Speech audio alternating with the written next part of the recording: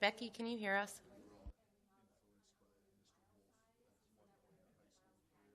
Yes, we can.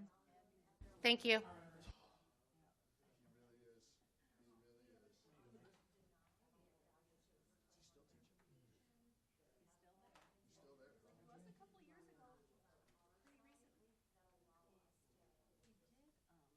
His wife came over to Superior too, didn't she? Yeah. Did Jenny start teaching in Superior? Yep. How'd the meeting go yesterday? Good? It lasted like 7 minutes. Yeah, that was fine. Sure. Yeah, so No, I read everything with the news. I mean, like I said, it didn't seem No, national or nothing. If it was something of substance, I would have made a point to sure. have more of a crew out there.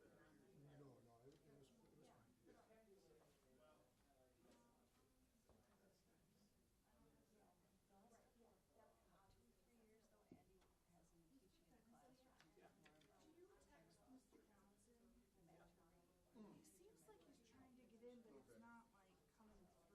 So not teaching English Just anymore. he's having problems.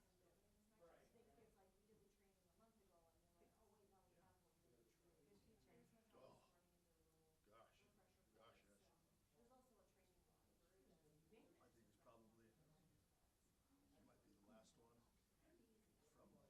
I don't think there's too many left at all. Yeah, no, as soon as I was done, I started working on another project that I needed. I'm that old now. Shut stuff down and actually focus for like an hour. 25 years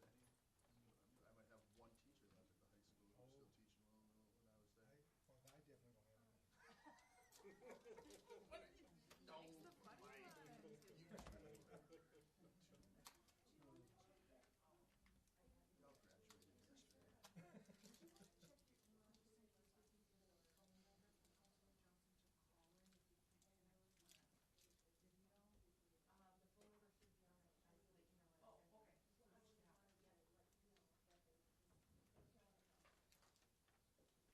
How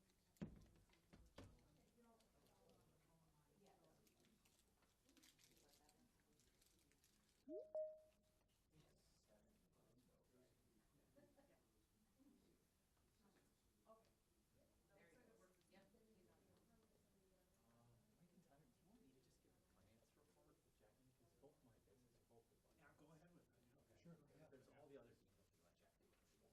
Yeah. He's playing hooky too? Always in April. Counselor Johnson, can you hear us? Can you hear me? Okay. Yep, but barely. He double retires in April. Yes.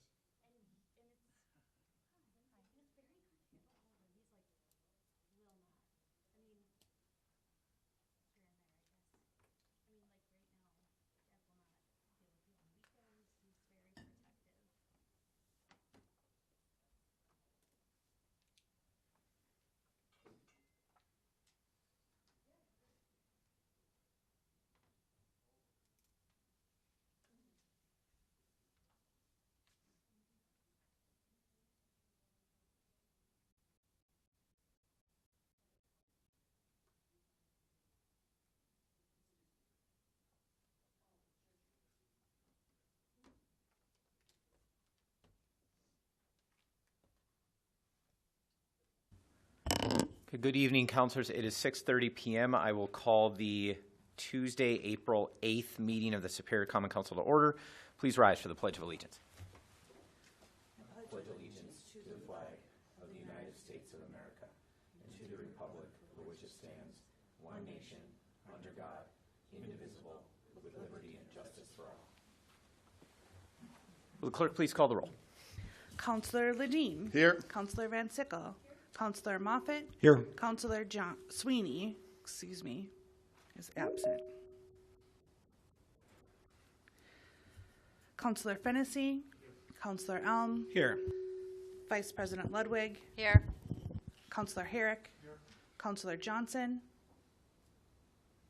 Here. And President Grasky. We have a quorum. Item 4.1 is the approval of the March 18th, 2025 regular council meeting minutes. Motion is by Counselor Herrick, second by Counselor Elm. Is there discussion? Hearing none, all those in favor, please signify by saying aye. Those opposed say no. Motion carries. And item 6.1 is a report from Mayor Payne. Councilors, I have a brief presentation to give, but I'll save it for the end of the meeting if there's no objection. The only business reports I have are generally covered by the business from the committees, so I will have a few more reports to give along the way. Item 7.1 is the business of the Human Resources Committee with a meeting held on March 17th. Is there a report from the chair? Thank you. The Human Resource Committee, after several months of discussion, approved the updated nepotism policy and also updated the typist 1-2 position. And I believe that was all. That is all, and I will, no business. That's it. Thank you. Item 7.3 is the business of the Finance Committee with a meeting held on March 25th. Is there a report from the chair? With Councilor Sweeney absent, I've asked the other members of the Finance Committee if they mind if I give this update, because both of the items of business are mine. First, the landfill budget. We are finalizing right now all of our remaining enterprise fund budgets for 2025, which seems quite late, but we're actually doing quite a bit better than previous years in terms of getting everything done on time. The enterprise budgets do take a long time, and the landfill budget especially was it's very involved because with the upcoming closure of the landfill, there's a great deal of uncertainty in that budget. And so I've been using our meetings at the Finance Committee meeting to talk about the landfill and closure, mostly in the context of the budget, but we can talk all things landfill. Even with the passage of, this is just the 2025 operations budget, it's not terribly different than previous years. There are obviously some changes and updates with projections. That budget is quite healthy. It will feed into a healthy enterprise fund. But there's a great deal of uncertainty with the landfill closure that we will continue to talk about probably at least bi-monthly, if not every single month in the Finance Committee. I know you're going to get a lot of questions about that over the next few months, so please consider attending that. Or if you just want to have a meeting to talk about the landfill, reach out and we can go through all of it. While there's a great deal of uncertainty right now, any given week or month in the next few weeks and months, we're going to know quite a bit more about the future of the landfill, when exactly it will close, what our costs are going to look like, if and, well, more realistically, when fees will increase. So all of the information that I'm sure you're concerned about, we'll start to have answers for throughout the summer. The other is a general fund budget amendment, which sounds a bit more dramatic than it is. We made, I would describe it as a minor mistake in the library allocation in the original passage of the general fund. We forgot to adjust that amount to include an increase for the increase in wages. That's something that's challenging to pin down with the library's allocation. I always budget for an increase in wages that I think is acceptable to the council for regular city staff, for all the city staff, but the library sets its own staff and wages policy, and so we presume that board, or we should presume that board is going to set wages at the same increase that the city council sets for the rest of the city employees. I hope I'm not being too confusing about that. Anyways, relatively small amount that is easily fits within the general fund budget as it exists so far into 2025. So I, now the Finance Committee, are recommending amending that, sending that extra cash. I think it's about $60,000 to the library. They have already adopted the pay increase, I believe, and so this just prevents a deficit for them and ensures their employees are paid fairly. Those are the recommendations of the Finance Committee. What is the pleasure of the council? Motion is by Councilor Elm, second by Councilor Herrick to approve both items. Is there discussion on either? Hearing none, all those in favor, please signify by saying aye. Those opposed say no. The motion carries. Item 7.5 is the business of the Public Safety Committee with a meeting held on March 20th. Is there a report from the chair? Yes, I had chaired that meeting in Councilor Ledine's absence. The police department had given an update in February that they responded to 1,443 incidences and also gave out 76 traffic citations. 3 people struggling with addiction were referred to Pathways to Hope for some help.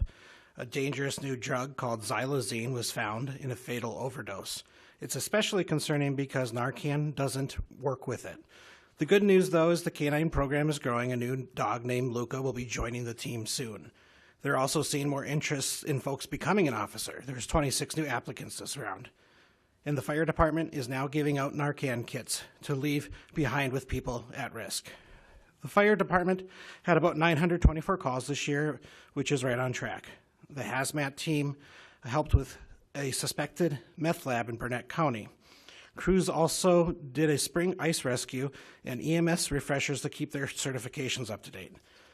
Staff took a trip to see the new fire station in La Crosse to get ideas for our future station here in the North End. Plus, they also held a public safety symposium, and over 100 folks visited, and that was focused on fire code and other codes within the city. It had real-life lessons like the tragic station nightclub fire. We also approved the T21 ordinance. The committee voted to raise the legal age for buying tobacco and vape products from 18 to 21. However, there's still some work that needs to be sorted out. I know Councilor Johnson would like to have that sent back to committee for further review. He can comment on that further if he so desires, but we're making that motion. If not, approve some stop signs at East 6th Street and East and 26th Avenue East to improve safety during increased traffic and detours this season.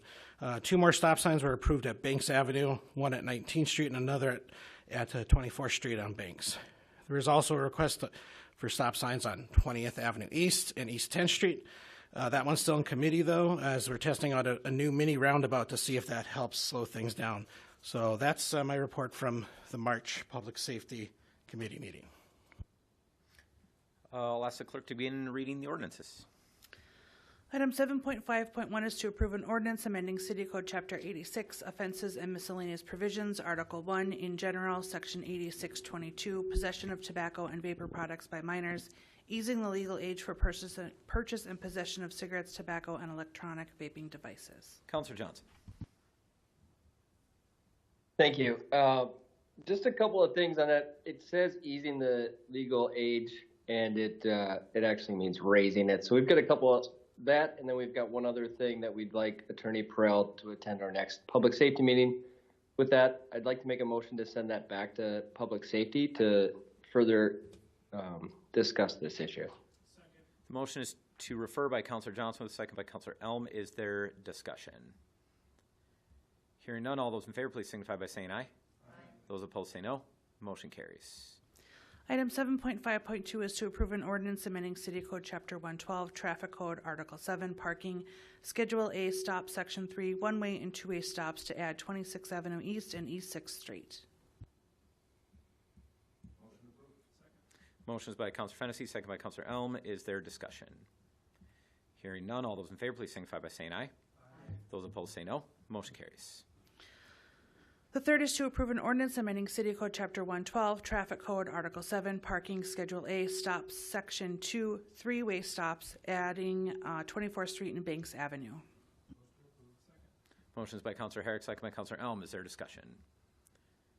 Hearing none, all those in favor, please signify by saying aye. Aye. Those opposed say no. Motion carries. I'm sorry, I didn't quite catch that. Could you please say that again?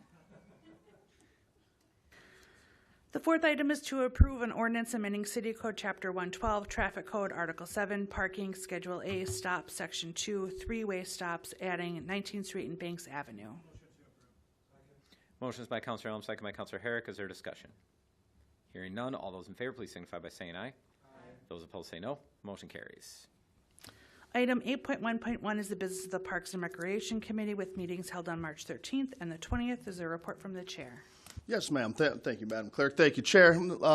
lot of things going on in the Parks and Rec Department for the upcoming year, counselors. First off, we had a discussion on the summer playground program, just a discussion whether or not to keep the current parks we have, change things up, who to add to it, and things like that. Currently, we'll look for no changes to the program. It's been successful the way it has been, and we'll offer the program at the same parks that it's been offered at for the last previous couple years. There was discussion as far as the projects and what we'll see happening in the parks in 2025. It is a very busy year, very excited from the Parks and Rec Commission to see some of these projects take place. We are looking at adding a library story walk in Billings Park. We will have the completion of the plumbed bathrooms at Central and Webster Dream Park. Construction of Phase 1 of the skate park and Heritage is happening this year. We will see the splash pad at Wade Bowl will be completed in the fall of this year. We have new playground equipment for Central Park. And lastly, for the first time in the city, I'm intrigued by this, Parks and Rec Department will be using goats to help in its management of invasive species out there in Billings Park. Any questions on any of the things going on, I would be happy to answer with that. There are two action items that you see before the council tonight. The first is the recreation and special event grant, and the second is to use about $100,000, I think it's $91,000 from the Parks CIP fund for the playground upgrades to Central Park. I would like to say in regards to the recreation and special events grant that this was the first time that special events got brought to the Parks and Rec Commission for consideration on those events. I will say we do have a little bit of a problem with those rec and event grants in regard to some of the accounting and eligibility. Spoke with the mayor and some people in the administration, and it would be my recommendation to amend some of these grants, mainly the Rotary Club, which is the Dragon Boat Festival, Grandma's Marathon, and Superior Trails, and send them off to the Tourism Development Commission for grant eligibility there. That clears up a little bit of the accounting issues, and it probably fits more in line with the mission of the TDC. And the last one, like I said, I also recommend the approval of the playground equipment for the Central Park. And any questions, I'll do my best to answer, and that is my report. Okay, Counselor, first, let's separate out those grants you proposed first. That's a motion to divide, which is privileged. Divide. So we'll consider those first. The question is first on the grant for the Rotary Club, which relates to Dragon Boats, Grandma's Marathon, and the Superior Trails Organization. So is it your intent to refer those three grants to the Tourism Development Commission? Correct, that is my intention. Okay. Is there a second to that motion? The motion is by Councilor Dean, second by Councilor Grasky to refer those three grants only to the Tourism Development Commission. Is there discussion on that motion to refer? Hearing none, all those in favor, please signify by saying aye. Aye. Those opposed say no. The motion carries. What is your pleasure then on the balance of the grant recommendations? Motion to approve. Second. Motion is by Councilor Dean, second by Councilor Ludwig to approve all of the remaining grant recommendations from the Parks and Rec Commission. Discussion on those. Hearing none, all those in favor, please signify by saying aye. Aye. Those opposed say no. Motion carries. The second recommendation is to approve the purchase of a Burke Nucleus modular play structure for Central Park from Lee Restoration, LLC, in the amount of $91,501.20. Motion is by Councilor Fennessy, second by Councilor Ledeen. Is there discussion? Hearing none, all those in favor, please signify by saying aye. Aye. Those opposed say no. Motion carries. Item 8.1.2 is the business of the Plan Commission with meetings held on March 19th and the 26th. Is there a report from the chair? This is my other report, councilors. Two small business grants are our action items tonight, but again, I'll say it every time I'm reporting on the Plan Commission, we continue to talk about the zoning code. We had our first zoning code workshop just a week or two ago. That was a fairly intensive project where the Plan Commission is starting to dive into the details of how we will zone the city. We're still not making decisions yet, but we're giving some pretty solid direction to the consultants that will propose a plan that we will then make decisions about including significant amendments.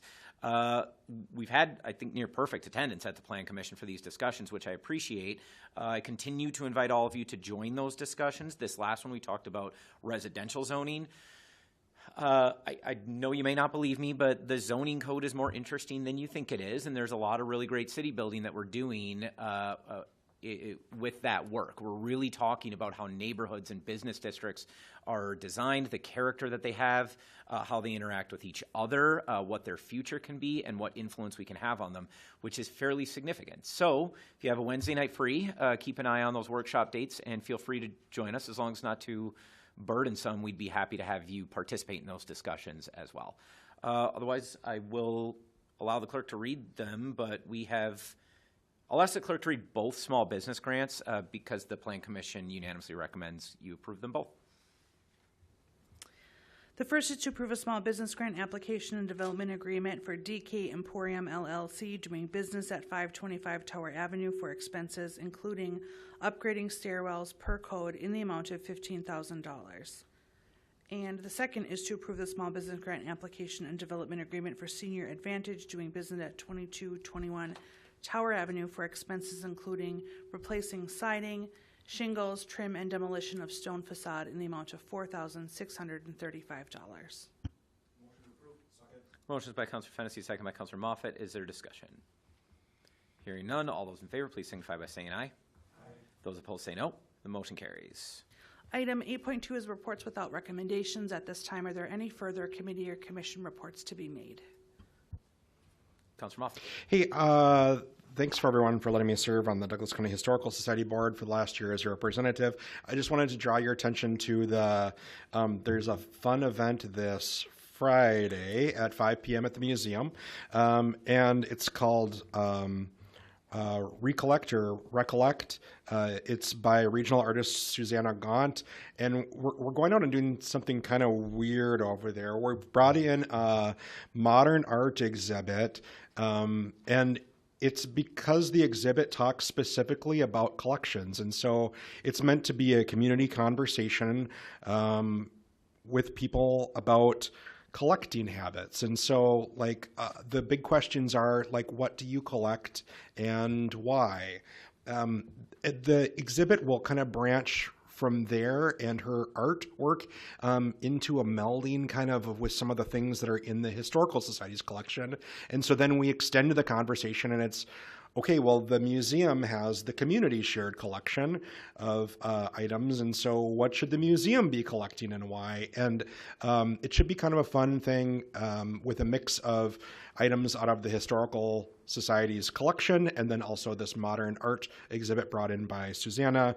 And here's where it gets really fun. We would like people from the community to attend and bring something that you collect and do a show and tell with the community and kind of talk to us about what do you collect and why. And I think it's going to be kind of fun event. So wanted to invite everyone to attend this Friday evening, 5 to about 7.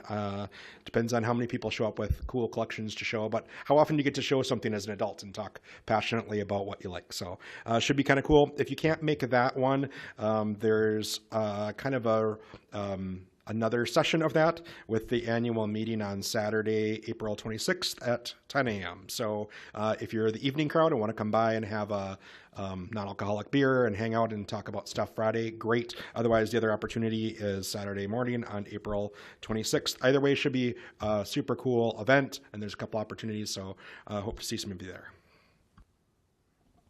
Councilor Herrick. Yeah, one more time on the is this Friday? Yeah, this Friday at 5 o'clock. 5 to 7? Yep, 1101 John Avenue at the museum. And then the other opportunity would be Saturday, April 26th at 10 a.m. All right, thank you. Mm-hmm. Are there any further committee reports? If not, we can go into new business. Item 10.1, I am recommending approval of miscellaneous licensing pending department approvals. Motion is by Councilor Herrick, second by Councilor Grasky. Is there discussion? Oh, I'm sorry, Councilor Elm. Yeah, there's a few folks here, one from Ohio, one from Iowa, that's under the direct seller applicant. Not sure if that's any cause for concern. Generally, we see folks that are applying locally, and I just don't know the background of the folks that are from out of state. Yeah, we don't provide those applications in that packet. There's just a lot of personal information. This is a crew from Madison Windows, I believe is the name. They received a peddler's license last year. They have a sales crew all together. We are waiting on a couple background checks to get completed before we issue them, but they'll be working in town to try and sell some windows and doors. So they're all working together through Madison Windows. Thank you. Are there any further questions or discussion? If not, all those in favor of approving the licenses, please signify by saying aye. Those opposed say no. Motion carries. Item 10.2, Councilor Sweeney and Councilor Van Sickle recommend approval of an ordinance amending City Code Chapter 2, Administration, Article 1 in general. Councilor Van Sickle. Thank you. Councilor Sweeney and I started looking into this process in late 2020, and we have a few recommendations, and as members of the Finance Committee, we are asking that this be referred to review the policies of approval and to learn more about the definitions and variables of those approvals and how that practice is consistent with denials. So hoping to review state statute and to better understand the composition of the committee, build out an appeals process, and of course work with our insurance company on what that can look like.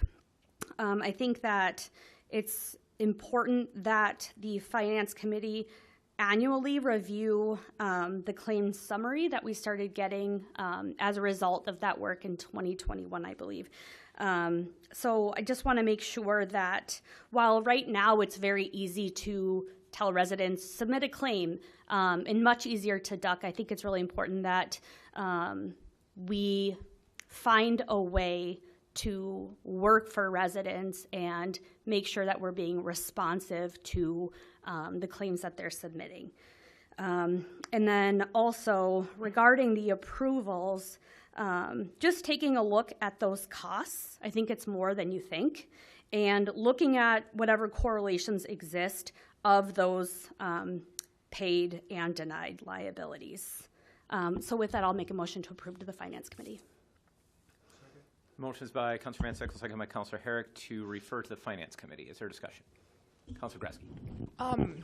Though I appreciate referring to a committee and starting that conversation, would it be more, I'm just maybe bringing it up that I don't know how to make an amendment to the amendment, but kind of pushing it forward to the staff first before bringing it to committee. To me, there just wasn't enough information for me to even get to a yes or no tonight. So I just don't know if there's missing parts to this. It feels like just to maybe get all staff on board to understand exactly what's going on and then define it to finance so there's not extra work for the Finance Committee. Well, yeah, the Finance Committee won't meet until much later in May, well after reorganization in committees. So we're going to have significant staff recommendations for this by the time it goes to committee. Further discussion on the motion to refer. Hearing none, all those in favor, please signify by saying aye. Those opposed say no. Motion carries. If you have no objection, then, councilors, I will finish my report. First, I looked back, and this is our post-election meeting. It is a special meeting because we canceled last week.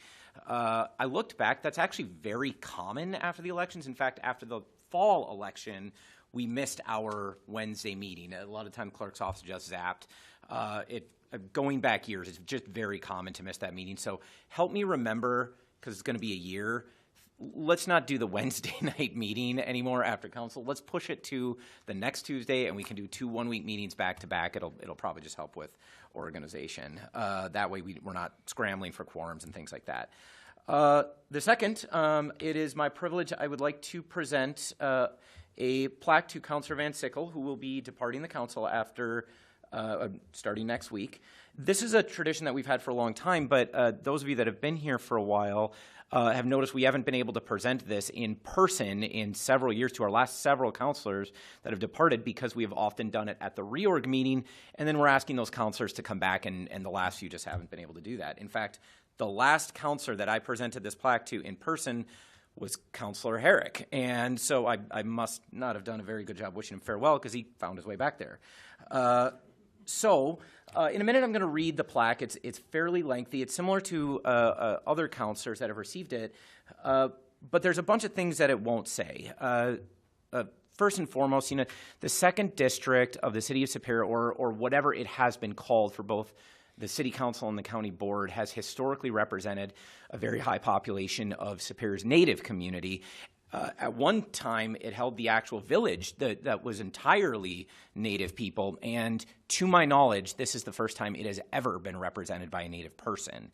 Councilor Van Sickle was the very first Native woman to ever serve on a council, as far as we know, and we're fairly certain about that. That doesn't automatically make her better at representing Native people, but it does matter to the people that get to see her in that role. Throughout her time here, she influenced a number of state, federal, and even significant corporate policies. I believe she is the only city official that I am aware of that has ever influenced railroad policy. That's historically been very difficult. And there have been a number of far too many policies that we'd ever be able to list on here. We don't traditionally do it. They wouldn't fit on the plaque anyways. But there were also a number of small actions of service that I think are worth commending, and I don't have time to list them all tonight. But there was one funny story that I just thought I had to mention. I had the privilege twice of creating invitation lists to meet the President of the United States in Superior. Councilor Van Sickle is the only person to refuse that invitation. She refused it twice. It was because she wanted to make sure that somebody else that she felt was more worthy would get the invitation. So 2 other people got to meet before we ultimately had to tell her you do not actually get to refuse an invitation from the President of the United States, but she got him to invite 2 more people. So in the spirit of that service, it is my honor and privilege to present to Jenny Van Sickle, City Councilor, 2nd District, April 18th, 2017 to April 15th, 2025. In appreciation of your hard work and dedication to your district and the committees you served on for the betterment of this community, including the Metropolitan Interstate Committee, the Public Works Committee as the chair, the Human Resources Committee as the chair, the Wisconsin Point Committee, the Mayor's Commission on Communities of Color. I think you were chair of that for a while, too. The Redevelopment Authority, the City County Committee. You have also served as president of the City Council and vice president of the City Council, and as a board member on the League of Wisconsin Municipalities Board. You have served on several planning and steering committees, including the Active Transportation Plan, the 2040 Comprehensive Plan, the Comprehensive Parks and Recreation Plan, and the Blotnick Advisory Committee. We wish you all the best in your future endeavors. Sincerely, Mayor Jim Payne and the members of the Common Council. Councilor Van Sickle, congratulations, well done, best of luck. With that, councilors, we are adjourned.